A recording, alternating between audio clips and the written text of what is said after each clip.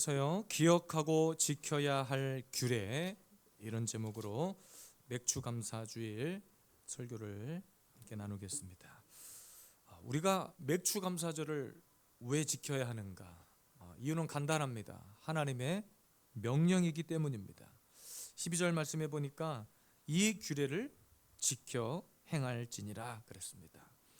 오늘 말씀에는 맥주라고 하는 말은 나오지 않죠. 근데 여러분, 이스라엘의 백성들이 지키는 3대 절기가 있는데, 하나는 가장 유명한, 우리가 잘 알고 있는 유월절이죠. 유월절. 이스라엘 백성들이 출애굽한 날들을 기억하여 지키는 유월절입니다. 그리고 그 유월절을 지키고 다음 날로 50일째 되는 날 지키는 절기가 오순절입니다. 오순절. 다른 말로 맥추절. 오늘 본문에는 77절 이렇게 나와 있어요. 그러니까 7일을 7번 더한 다음 날이다. 그래서 77절이라고 합니다. 그리고 또 하나는 초막절입니다. 광야 생활 가운데 하나님께서 이스라엘 백성들을 지켜주셨던 그 날을 기억하고 감사하는 날이 바로 초막절입니다. 자, 어쨌든 우리가 오늘 지켜야 하는 이 오순절, 또 맥추절, 77절은 한마디로 이스라엘 백성들이 출애굽하고 처음으로 농사를 짓기 시작해서 가장 첫 번째 수확하여 거둔 곡식을 하나님 앞에 드리고 감사하는 절기입니다. 당시 이스라엘 백성들은 이제 보리 농사를 지었대요. 그래서 가장 먼저 거두는 수확물이 보리였다는 거예요. 그래서 우리나라 말로 조금 쉽게 표현하려고 맥추 감사절 이렇게 표현합니다. 한마디로 여러분, 전반기 동안에 베풀어 주신 그 첫 수확을 하기까지 하나님이 우리에게 베풀어 주신 은혜에 감사하는 날이 바로 맥추 감사절인 거예요. 출애굽기 23장 16절에는 본격적으로 맥추절이란 말이 나오는데, 맥추절을 지키라, 이는 내가 수고하여 밭에 뿌린 것의 첫 열매를 거둠이라, 이렇게 기록합니다. 첫 열매. 여러분, 우리나라에도 가을에 추수를 하고 곡식을 거두면 그것에 대한 감사, 옛날 우리나라의 토속적인 문화를 보면 그렇게 조상들에게 감사하고 했던 일들이 사실은 거슬러 올라가 보면 그 뿌리가 어디 있는가, 저는 감히 생각해 보건대 추수감사주일이었다고 생각해요. 그래서 여러분, 미국의 가장 큰 절기 중에 하나, 우리나라가 추석이 있다면 미국에는 추수감사주일, 땡스기빙 데이가 있겠죠. 어쨌든 맥추감사주일도 하나님이 이스라엘 백성들에게 반드시 기억하고 지키라고 명령했던 절기입니다. 다시 말하면 주님이 베풀어 주신 은혜를 기억하고, 오늘도 함께 찬양했죠. 내가 여기까지 온 것도 주님의 은혜입니다. 내가 지금까지 죽지 않고 살아있는 것 하나님의 은혜입니다. 가진 것 없고 내가 부하지 못하고 정말로 좋은 집 살지 못하고 좋은 차 타지 못해도 내가 지금까지 살아 숨쉬고 있는 것이 하나님의 은혜입니다. 내가 오늘 하나님의 성도 되어 주님의 백성 되어 이렇게 주님 앞에 나와 예배할 수 있는 것이 은혜입니다. 하나님이 우리에게 베풀어 주신 그 은혜에 감사하라는 거예요. 그리고 그것을 기억하라는 거예요. 여러분, 감사는 우리를 미래로 이끄는 동력과 같은 거예요. 감사는 믿음을 측정하는 가장 중요한 측정기와도 같은 겁니다. 여러분, 그래서 오늘 하루 동안에 정말로 하나님 앞에 감사의 고백들로만 가득하길 원해요. 원망하고 불평했던 일을 다 잊어버리고, 야, 오늘 교회 나온 것이 감사구나, 오늘 이렇게 교회 나와서 예배드리고 이렇게 맛있는 식사하고 또 함께 좋은 분들과 교제하고 이것에 이렇게 밖에 돌아다녀 보세요. 얼마나 찝찝하고 더운지 몰라요. 여기는 춥잖아. 우리 조성돈 집사님 좀 추우신 것 같아요. 에어컨을 좀 온도를 줄여주세요. 추울 만큼 시원하고 얼마나 좋아요. 함께 예배하는 이것이 우리에게 기쁨이 되기를 원합니다. 자, 그러면 무엇을 기억하고 감사해야 하는가? 어떤 일들을 우리가 기억하고 하나님 앞에 우리 맥주 감사주일 날 감사해야 하는가? 첫 번째는 내게 복을 주신 대로 헤아리라 그랬습니다. 본문 10절 보니까 여호와께서 내게 복을 주신 대로 내 힘을 헤아려라고 기록합니다. 그러니까 여러분, 예수님께서 왜 바리새인들 같은 사람들 싫어했는 줄 아십니까? 그들은 늘 하나님의 베풀어 주신 그 은혜에 감사하지 않았던 자들이에요. 하나님이 주신 은혜를 거부했던 자들이에요. 자기 스스로 율법을 다 지켜 행할 수 있다고 자신했던 사람들이에요.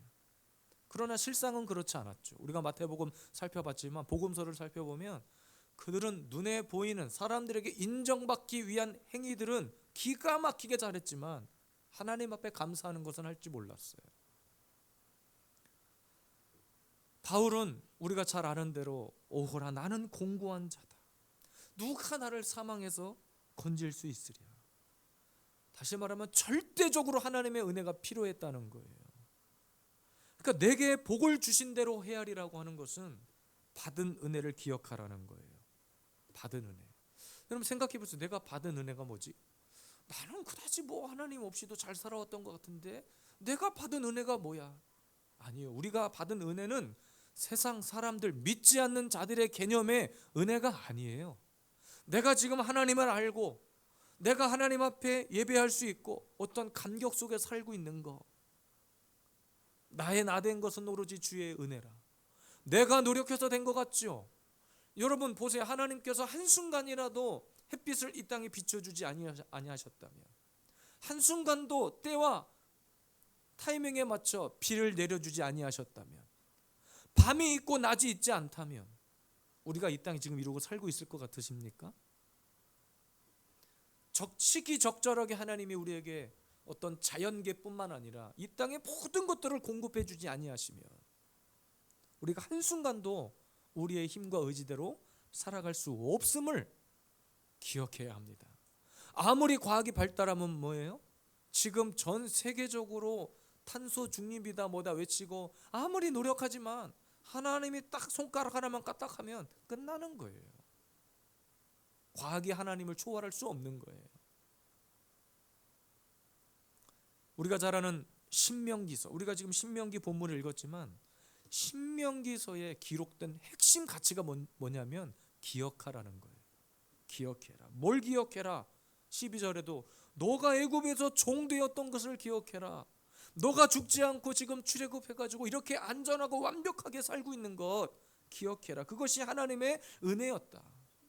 400년이 넘는 동안에 오로지 애굽 왕을 위해서 살아왔던 이스라엘 백성들이 그 노예로 살면서 맨날 벽돌을 굽고 성을 쌓고 맨날 노가다를 몇백 년 동안 하다가 하나님이 그의 신분을 바꾸어 주었잖아요.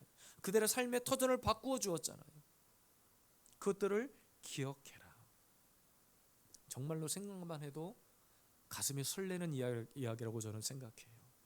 과거에 우리나라에 역사적으로 아픔을 겪었던 시기가 있잖아요. 우리 교회 최고령 우리 집사님 홍순환 집사님 계시지만 일제시대부터 6.25 모든 격변의 시기를 다 겪어오셨는데 그런 시기를 겪어오면서도 지금까지 하나님을 알고 하나님의 은혜 안에서 숨쉬고 살아있는 모든 것이 은혜라는 말밖에는 설명할 방법이 없어요. 내가 전쟁을 잘해서가 아니에요. 내가 뛰어나서가 아니에요. 우리나라에 뭐 과학자가 많고 기술이 뛰어나서가 아니라 하나님이 여전히 대한민국이라고 하는 나라를 지키고 계신 모든 것이 하나님의 은혜입니다. 이스라엘 백성들이 어디 이뿐이었겠습니까? 광야 생활 40년 동안에 한순간도 이들이 굶주린 적이 없어요. 만나와 메추라기로 쓴물을 단물로 바꾸어 주셨고 의복과 신발이 해하지 않도록 주님이 인도하셨고, 여러분 사막을 가보신 적이 있는지 모르겠지만 거기서 40년을 살았다고 생각해 보세요. 지금 밖에 나가서 햇빛이 내리쬐는 벌판에 사막까지 갈 것도 없네요. 여기 잠깐 밖에 나가서 40년 동안 내리쬐는 햇빛을 받고 살았다고 생각해 보세요. 40년 살았겠습니까? 40분도 못 서 있잖아요, 우리.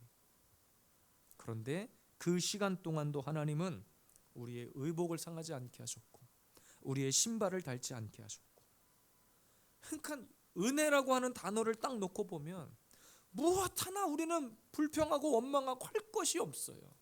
그런데 조금만 어려움 당하면, 조금만 불편한 일이 생기면 시대를 원망하고 사람을 원망하고 사는 우리들의 모습을 보지 않냐고요. 이스라엘 백성들이 첫 번째 농사를 지어서 수확한 그 순간에도 주님은 명령하셨습니다. 잊지 마라. 너 지금 그렇게 농사를 잘 짓고 첫 번째 그렇게 수확을 할 수 있는 것이 누구 때문이었는지를 기억해라. 출애굽이 없었으면 이스라엘 백성들이 그런 농사를 짓고 수확하는 일도 없었을 거예요. 아까 읽었던 말씀이죠. 출애굽기 23장 16절. 맥주절을 기억해라. 지켜라. 너가 수고하여 밭에 뿌린 것의 첫 열매. 그래서 성경적으로 보면 첫 열매는 너무나 중요해요. 사실 복음적으로 첫 열매라고 하는 것은 구약의 개념으로는 첫 번째 수확물을 말하지만 복음적으로는 예수 그리스도를 예표하잖아요. 첫 번째 수확이 뭐예요? 예수 그리스도의 그 죽으심으로, 예수 그리스도의 그 십자가 지심으로 그 이후의 열매가 뭐예요? 저와 여러분들이잖아요. 예수님 때문에 그 십자가의 사건을 우리가 어찌 잊을 수 있냐는 거예요. 기억해라. 내가 여기까지 온 것도 다 하나님의 은혜였다. 십자가의 은혜였다. 우리가 지금 이렇게 돈을 벌고 사는 거, 직장 생활할 수 있는 거 하나님이 건강 주셨기 때문 아닙니까? 내가 잘나서예요? 내가 뛰어나서예요? 나의 학벌 때문입니까? 그럼 그 학벌을 갖게 하신 분이 누군데요? 내가 돈 많이 벌어서요? 요즘은 돈으로도 학벌을 산다고는 합디다. 근데 그럼 그 돈 누가 주셨는데? 그거 공부할 수 있는 환경 누가 주셨는데? 우리는 너무 많은 순간순간 잊고 살 때가 많아. 가난과 저주와 귀신과 병의 노예로 살았던 과거의 우리의 모습들을 떠올려 보시자고요. 내가 여기까지 온 것도 주의 은혜라. 주님 감사해요. 주님 감사해요. 우리 교회가 이렇게 이곳에 이전하고 아름답게 세워진 것도 하나님의 은혜고, 이곳에 와서 여러분들을 만나서 예배를 드리는 것도 은혜고, 오늘도 이렇게 짧은 거리지만 어르신들을 탁 차에 모시고 오는 그 순간이 저에게는 너무 기쁜 순간이었어요. 우리 또 유주열 성도님, 우리 집사님 부부를 만나게 하신 것도 하나님의 은혜고, 또 먼저 여러분들이 이곳에서 예수비전 세움교회 성도로 다 우리 권사님, 집사님 부부, 장로님 부부, 우리 자녀들이 이곳에서 여러분들을 맞이하기 위해 준비하고 있었던 것도 하나님의 은혜고. 따라서 합시다. 잊지 말자. 뭘? 그렇죠. 하나님의 은혜를. 내가 살아 숨쉬는 모든 순간 다 하나님의 은혜였음을 기억할 수 있는 여러분 되기를 주 이름으로 축복합니다. 두 번째입니다. 맥주 감사 주일. 무엇을 우리가 지키고 기억해야 하는가? 하나님 앞에 자원하는 예물을 드려라. 10절입니다. 내게 복을 주신 대로 내 힘을 헤아려 자원하는 예물을 드리고. 야, 또 헌금 설교하시나 보다가 아닙니다. 헌금 많이 드려라가 아닙니다. 하나님이 우리에게 은혜를 베푸신 자, 은혜를 입은 자들은 여러분 그렇잖아요. 누군가가 나를 물속에 빠진 나를 구해 주었다고 생각해 봅시다. 구해줬어. 그러면 여러분 감사합니다 그냥 이러고 헤어지고 싶으세요? 아니면 뭐라도 그냥 쏟아 부어주고 싶으세요? 그분에게, 내 생명을 구해준 사람에게. 하나님이 내 평생에 베푸신 은혜가 우리가 주일날 드리는 헌금, 헌금이 작다는 것이 아니라 그렇다고 많이 드려야 좋다는 것도 아닙니다. 1,000원짜리 한 장을 주님 앞에 드려도 오늘 우리가 함께 찬양했던 것처럼 내게 있는 향유 옥합을 주님 앞에 깨트리는 심정으로 드리느냐, 아니면 그냥 쓰다 남은 것 중에 하나님 앞에 드리느냐, 그 차이거든요. 종이 한 장 차이긴 하지만 하나님은 반드시 기뻐 받으시는 예물이 있어요. 그런데 어떤 예물이냐? 자원하여 드리는 예물이에요. 우리가 알고 있는 솔로몬이 왜 위대한 역사를 쓰게 되었는가? 이유는 한 가지예요. 받은 은혜를 기억했기 때문입니다. 인간적으로 보면 아버지의 불륜으로 태어나기는 했지만 사실은 왕이 될 수 없는데 왕이 됐잖아요.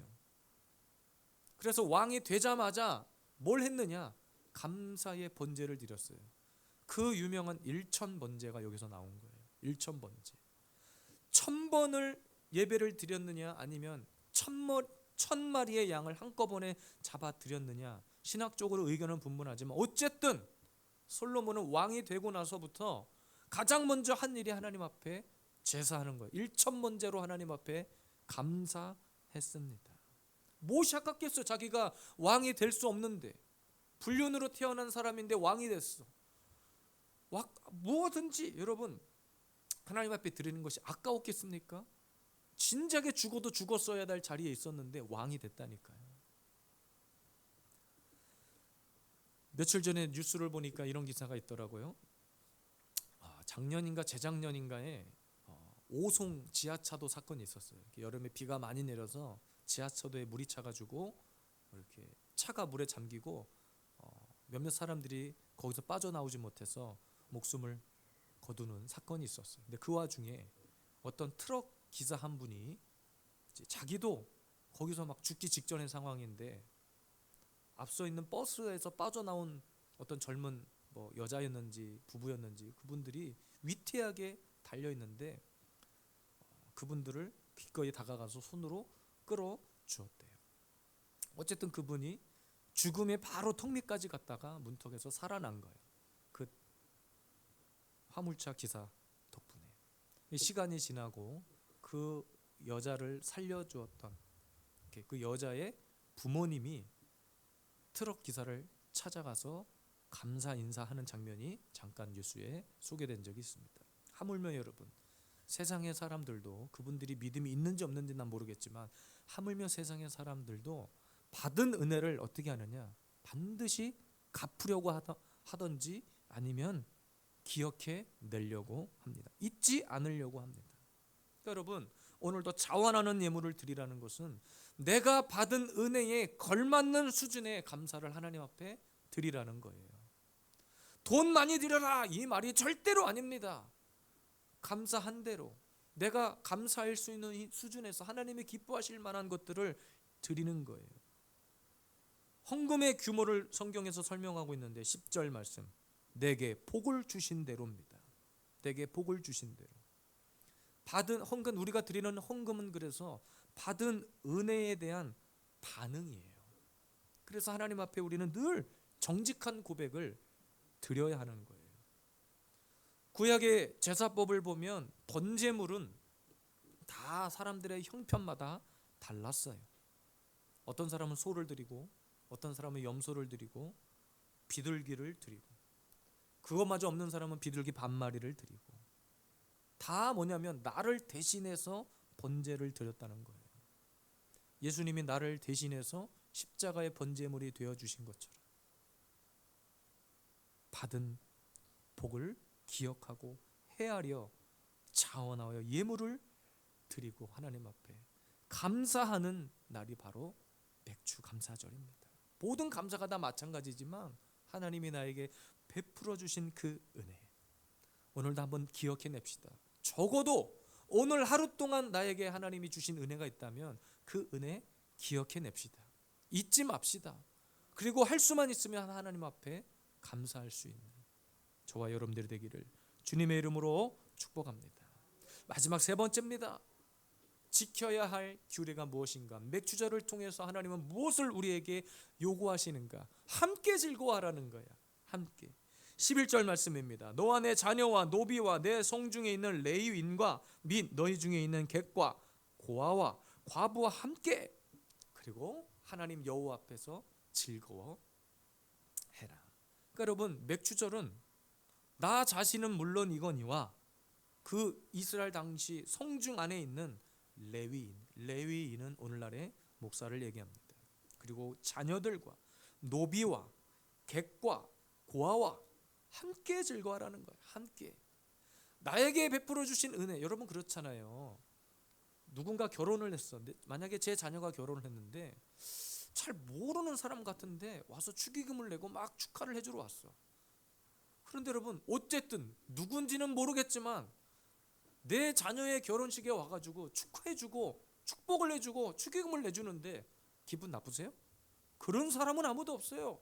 누군지 모르지만 어쨌든 감사합니다. 우리 인사 그렇잖아요. 아이고 그러세요? 감사합니다. 누군가 상을 당해서 조문을 갈 때도,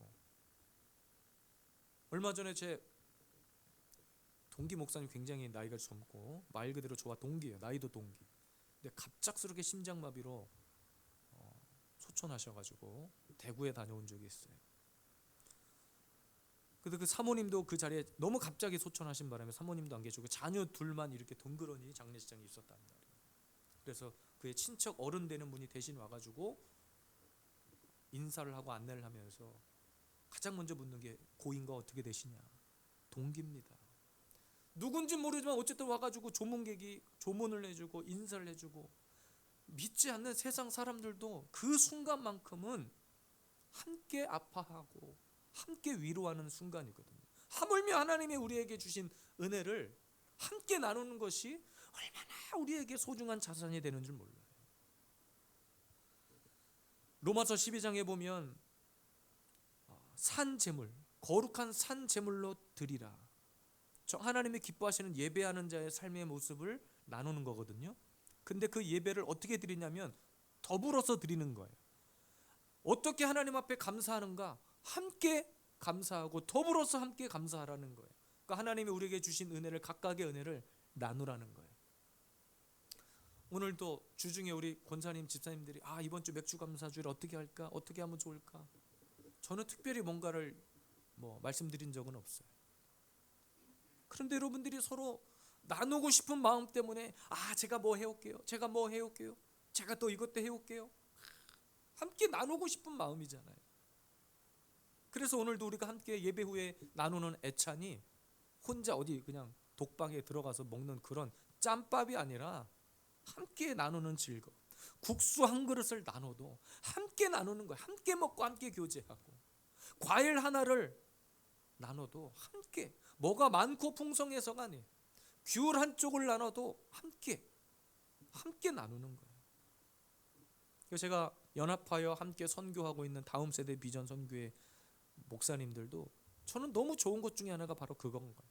목사님들이 뭔가 작은 것 하나가 있으면 함께 나누기를 원해. 사모님들도 함께 뭔가를 하기를 원해. 이번에 여름 수련회를 준비하려고 어제 모여서 기도를 했는데 함께 모여서 함께 나누고, 서로 내가 이거 하겠다고, 서로 이거는 내가 챙겨오겠다, 서로 함께 하겠다. 그것이 주신 은혜대로 감사하는 거 아닐까요? 우리 예수비전 세움교회는 나누는 교회 되기를 원해요.